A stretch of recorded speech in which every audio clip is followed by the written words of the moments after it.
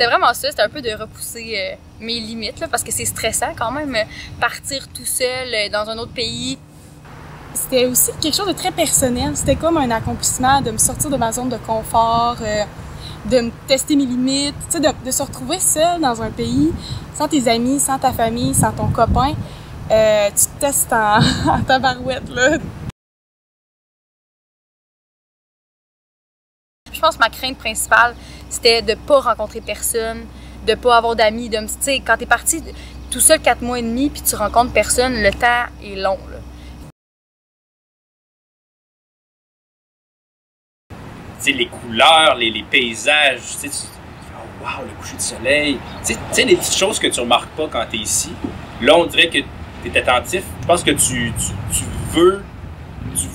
veux être émerveillé, donc tu fais attention à chaque petit détail, puis il y a juste un goéland qui passe devant toi, puis là, tu dis, hey, le goéland est bien plus gros que le mien chez nous, tu sais.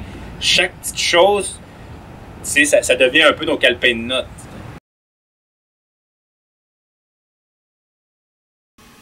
Je pense qu'après 3 semaines, ton cerveau, il fait comme...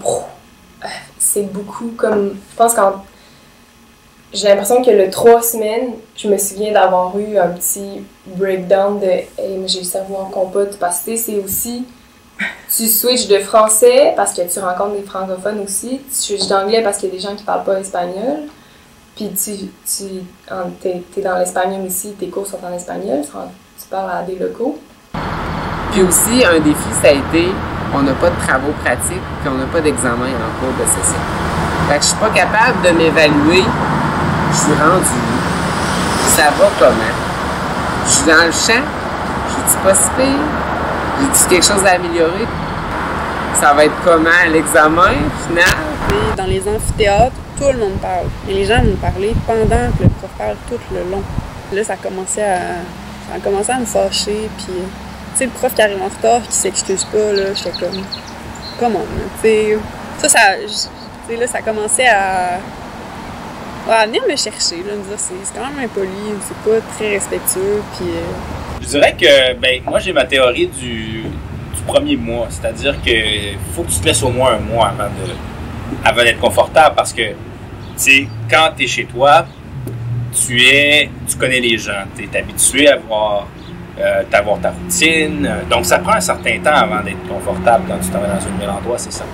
Dans l'information du BI, on avait parlé de tout ça, là, je me souviens du diagramme qu'on avait vu, le petit schéma qui montait, puis qui descendait, puis après ça qui remontait.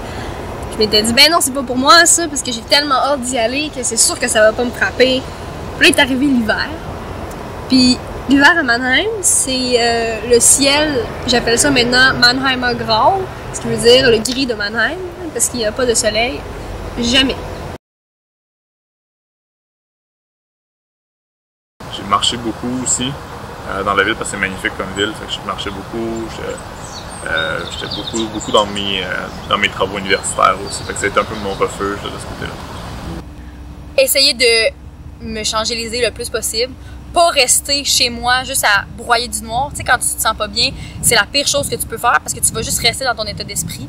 Fait que dès qu'il y avait des amis qui me textaient pour faire quelque chose, j'y allais. De sortir ma valise que j'avais mis dans le coin de la chambre, puis de recommencer à mettre des choses dedans, de me dire, hey mon Dieu, c'est déjà passé en fait. Il y a certains moments qui ont été plus sombres que d'autres, mais en bout de ligne, 5 mois après, je refais déjà ma valise, puis je vais retourner au Québec, puis je sais pas quand je vais avoir la chance de revivre quelque chose comme ça.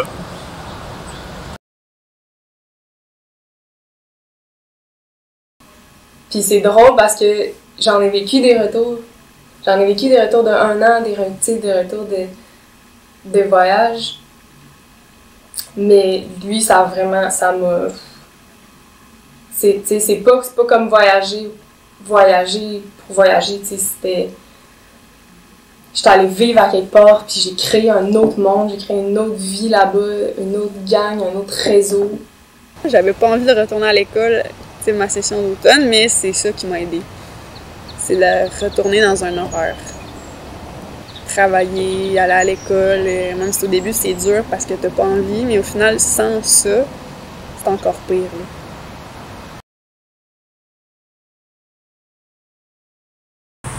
Je sais pas, quand on part du Québec, c'est qu'on sait qu'on va revenir et qu'on va tomber dans une situation qui est similaire.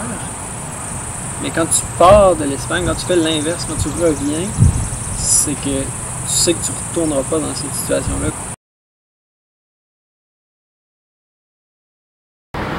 Parce que quand on hésite, souvent on freine puis on y va pas de l'avant. Et si j'avais freiné, je serais pas allé à l'international. Je dirais aux gens bonne chance, puis faites-le avec le sourire. Je pense que c'est toujours plus le fun dans cette